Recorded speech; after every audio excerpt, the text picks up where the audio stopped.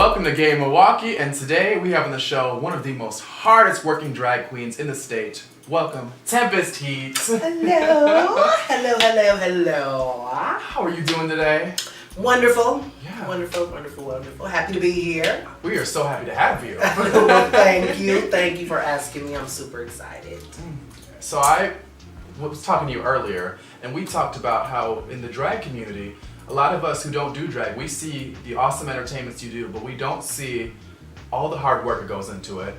Being a queer person of color as a queen, we don't see how you got from point A to point B, and there's so much we just don't see because it's a subculture, and you have a story to tell. I want you to start in the beginning. How did you get to where you got to? Well, I'm gonna keep it sweet and petite like me. So basically I've been doing drag for, I want to say almost like 10, 11 years. I started in 2007. So like 11 years I've been doing drag, almost 12. I started here in Milwaukee. Obviously back then, like it still is a lovely spot to work, but started off at La Cage, trying to get booked there. And back then, unless you won a pageant, you were getting booked. So I ran for Miss La Cage and won. And then they had to book me. And then from there, I just used every opportunity I could to like just perform as hard and as best as I could and look as best as I could. And eventually they asked me to be on the cast. And from there, I just kind of started expanding. I started running for other pageants. Honestly, I had a really good support system of other queens who were coming up, and we kind of helped each other and came up together. We called ourselves the House of Goddess. It was myself, Kenya Sanchez, and Duchess Iman. And then from there, we added other members, and yeah, so now, almost 11, 12 years later, I'm still here, still doing drag, and loving it. So, yeah. Yeah, I have to say, you have this reputation, I don't know if you know, but everyone looks to you as this hard-working queen. And I keep saying that because when they see you, we know how hard you work. I think it's almost woven into the fabric of who you are. We see you seize every opportunity, no show's the same, and it really shows through. You're aware of that. That's what's seen. Well, thank you. I mean, I like to think that, but it's always wonderful to hear. Like, I feel like this is my passion, this is my art, so I try to do my best, and I try to do me. Like, you know, I feel like I'm known as like this classic queen, which, you know, like I was telling you, I don't look at that as a bad thing. Like, I feel like, you know, the type of drag I do can be appreciated by a very broad, diverse, you know, group of people, you know, and I appreciate that. I feel like I do work my butt off. You know, I'm the girl who you can call me that morning and be like, hey, can you do a show tonight? We had somebody cancel, and I'm going to be there, and I'm going to look good, and I'm going to do my best. So, you know what I'm saying? So, I appreciate you saying I'm the hardest working, because I try to work really hard. I think being black sometimes can kind of like stagger me from being, I guess, as great as I probably could be here. I don't know. I don't like to think that way, but it's a reality of, you know, the society we live in sometimes. So Let's talk about that, the ups and downs that many of us probably don't see. What comes with that? yeah, you know, the thing is, it's Milwaukee, and I love the city. You know, I love living here. But, you know, there are times where I have, you know, not been booked, or, you know, recently I've started doing a lot more hosting. I feel like it was very, very hard to start doing that, because that was the thing. It was like, we don't mind you performing, but we don't want to hear you talk. You're going to be too ghetto, or you're going to attract the wrong crowd. Right. You get people who say that, and they like, we don't want to have you as the headliner because they see this black drag queen, so all the good hood people are going to come. Then we're going to have problems, and it's like, it's unfortunate that's what you automatically go to. That's what you automatically associate with. Especially when it's someone like me who I've been around long enough where, you know, that's not the situation, you know. And nobody anyway should ever be like assuming that because black people are involved is something negative that's going to happen. Because that's just not reality. It's not, you know. Or some kind of less or something. Right, exactly, you know, and thankfully it's been getting better now, but again, I've been doing it for like 11, 12 years. There's girls who came up after me who flourished and become like, you know, show directors and have their own shows and stuff, which I'm not a hater. I'm happy for them. I'm very supportive of my sisters. I don't want to stun anybody else's world. You know, I'm not here for that, but then at the same time, I'm like, you know, I don't suck. And I know I don't, and I know I do a great job hosting, as good of a job as I do when I perform, and it's just, it can be a little frustrating, to have to deal with that and feel like sometimes you do have to work twice as hard to get close, not even as far as another girl.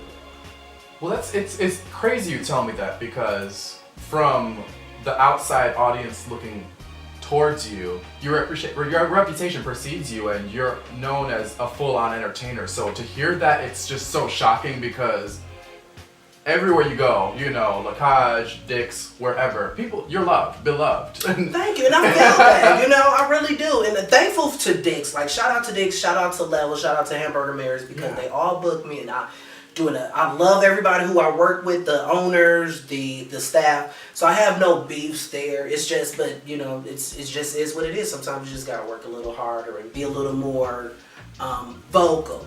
Yeah. And ask for things as opposed to them being given to you, which that's fine. And I'm not saying that just because you're on the show. I mean, that's just the standard everywhere you go. And I hope I'm not trying to just gas you up. That's real talk. Well, thank you.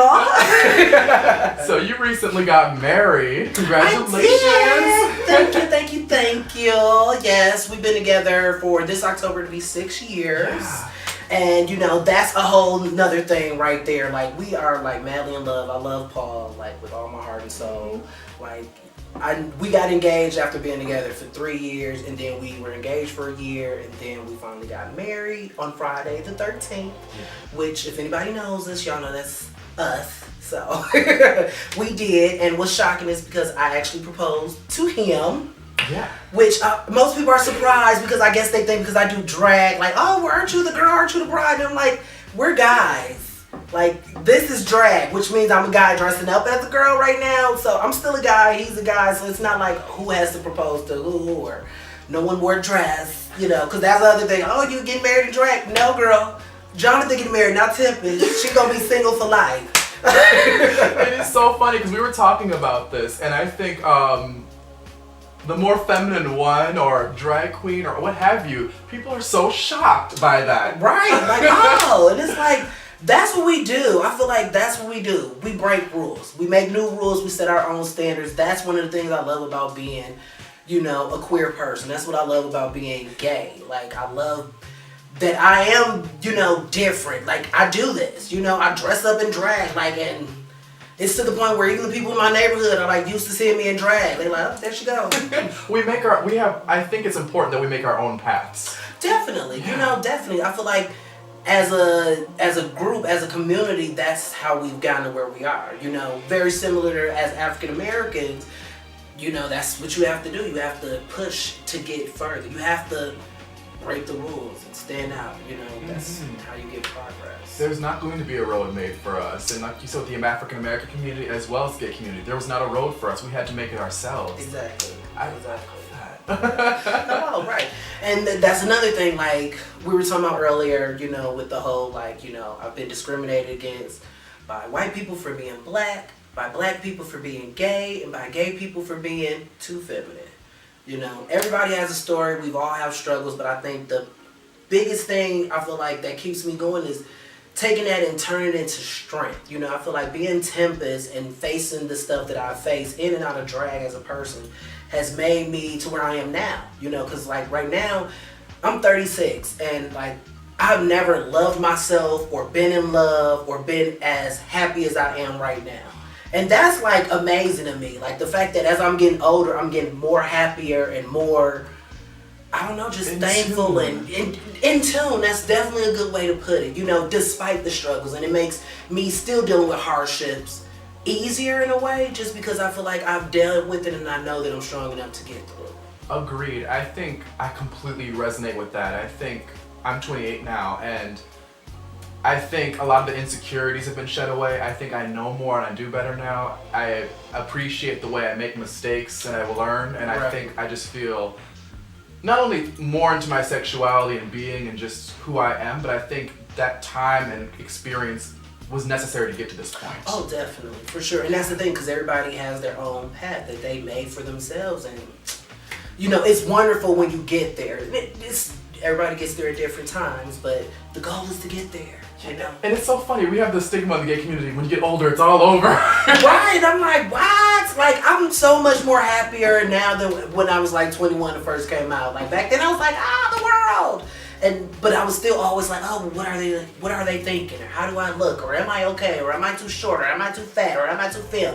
And now I'm like, baby, I'm beautiful and I'm lovely and I love me, you know? And then that's another thing, like, you know, a lot of people don't know, but I like had kidney disease and I had to get a kidney transplant, and it's been thankfully over a year, but I feel like going through that definitely made me be like, grasp life and you know, go for everything. So. It makes you look at things a little differently. Oh, definitely a lot differently. And appreciate things. And too. appreciate everything, every single moment.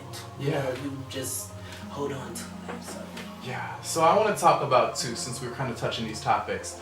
You quit doing drag for a while. I remember that. I remember that time period. Yes. I remember you stopped, and I remember just as an outsider, I remember being kind of confused because I always thought you were and you still are, one of the most entertaining queens in the state. Not just Milwaukee, the state.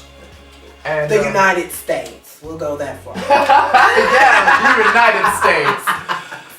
Can we talk about that? Yes. So, I'm going to keep it cute, and we'll just say, you know, at the time, it was just a lot of negativity. And I realized it in myself because you only have control over yourself. Like, I noticed how angry I always was, and I was always on Facebook, you know, talking crazy, cussing somebody out or ringing somebody. And it was like, I would show up to, like, perform, and anytime I wasn't on the stage, I was just irritated, like, don't talk to me, don't touch me, don't, like, leave me alone. And then that's when I realized, like, okay, you need to stop. Like, you need to step away from this because it's not fun anymore. You're not enjoying it, and you're allowing the negativity to engulf you. And that's the thing, like, you know, I feel like the only way I could get away from it was to just stop altogether, you know. And at the time, there was a bunch of rumors, unfortunately, about me. It was when I had first found out I had kidney disease, and I hadn't started like dialysis or anything yet, and I was losing weight like super quick because I was sick. And I confided in some people in the community and just told them, like, you know, I found out I have kidney disease and eventually I'm going to be on dialysis. And they took it and said the exact opposite. It was like, oh, she has a really bad drug habit. And it broke my heart, honestly. It, like, literally broke my heart because I was like, I love you guys and I thought y'all loved me. Why would y'all say something like that? Knowing that I'm going through, like, a legit, like, issue. Yeah. You know? So that made it easier to just be like, let me just take a break. And I took almost 3 years that I stopped doing drag. And during that time, I had just met Paul.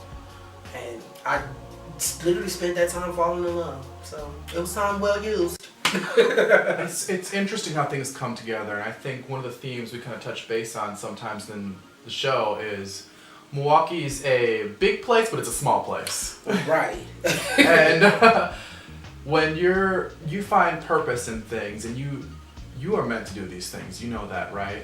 Oh, definitely. I mean, especially hindsight is always 20/20. Yeah. So now I can look back and see, but at the time it was just like, what's going on, you know? Yeah, but I think when you have a purpose and calling, you feel the drive to do it, but there are always people, especially if it's a kind of small community like we have, people tend to pick, and I think when you're into your power, people definitely have a tendency to say, what are you doing with it? Or they have to have their own opinion or put your finger on you, or right.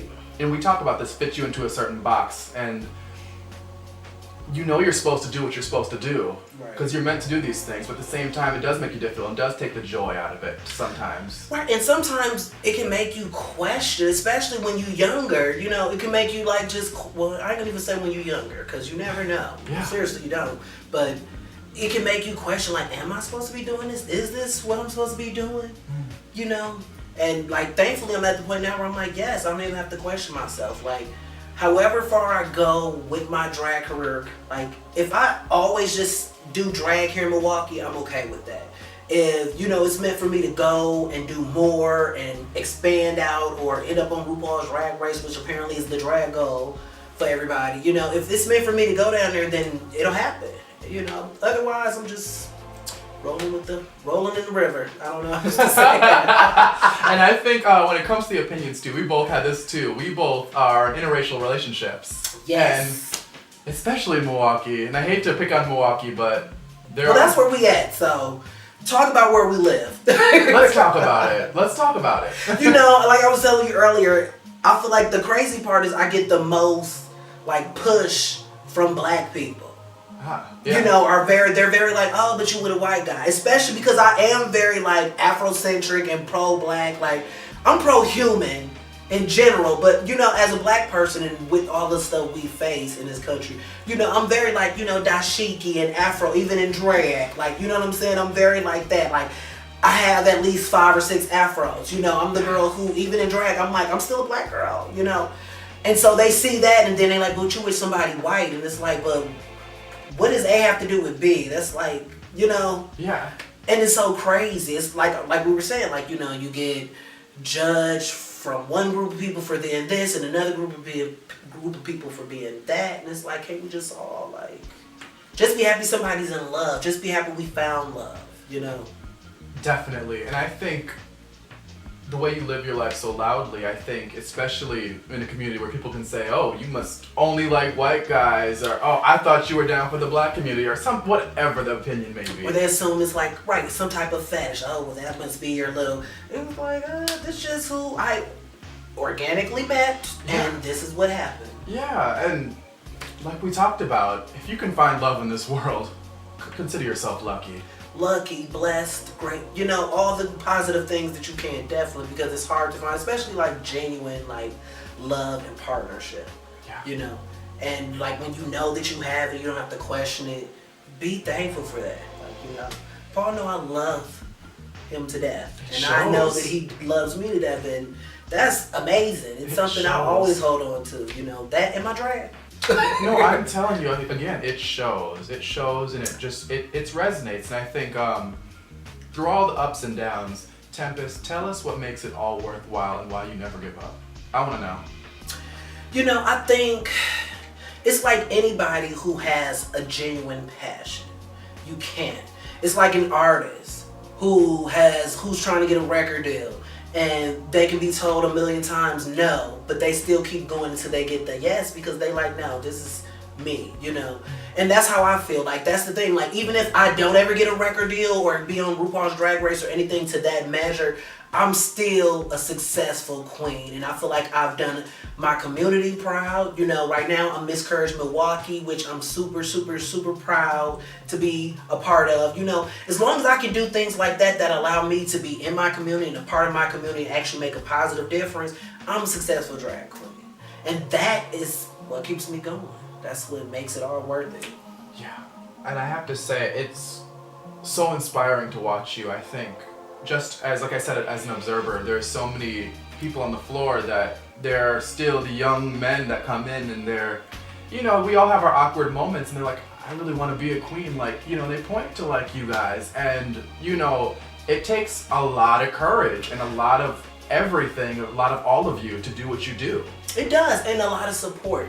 And that's the biggest thing. Like, you know, it's easy to see the drama and the cattiness, but there, at the end of the day, is a lot of support in the drag community, especially here. I feel like there really is. Like, the girls, for the most part, are very supportive of each other and lift each other up, give each other tips, borrow each other stuff, and that's how it's supposed to be.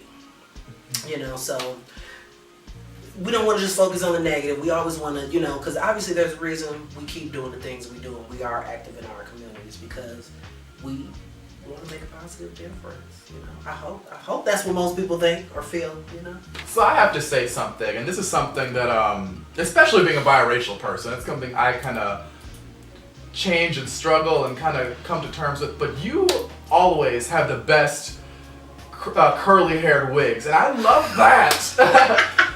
Thank you. It's so funny that you say that because I feel like I've never said it, but I feel like that's me. Like, I'm always have like some big, bushy, curly, some type of hair, but that's just me. I feel like if I was a girl, that would be my hair. It would be this big curly mess all the time, which I love. I love that about you, because I think where I resonate, I think I genuinely resonate more towards, you know, the American woman on like straightening hair, and I think growing up with curly hair, you always want something different, and sometimes you get a little self-conscious of natural hair. And I don't mean that to say like I'm disrespecting or ashamed of African American culture. It's just the society we live in, sometimes you feel like you want to fit in and straighten your hair. Exactly, And for sure. And to see you do that, it just, I really love it. Thank you. Every once in a while, I'll wear like straight hair or like it's, you know, like I have these like bright blue contacts, and everybody like, well, you have on like an afro, but then you got these bright blue contacts. Right, I'm a drag queen. Like I make it up. Like, you know what I'm saying? I can do whatever I want. Like, you know what I'm saying? Like I can have blue eyes and a nappy afro. Like, but it's funny that people would say that to you because you're always changing up your look. well, thank you. Like, you're supposed to drag. Like, you know what I'm saying? I feel like there's a basic signature Tempest. Like, I feel like I'm known for always having something like big curly bushy hair and like something sparkly, which I feel like is a lot of drag queens. I love sequins, fringe, stones, like Swarovski crystals, AB especially, like on everything. They're on my nails, like, you know.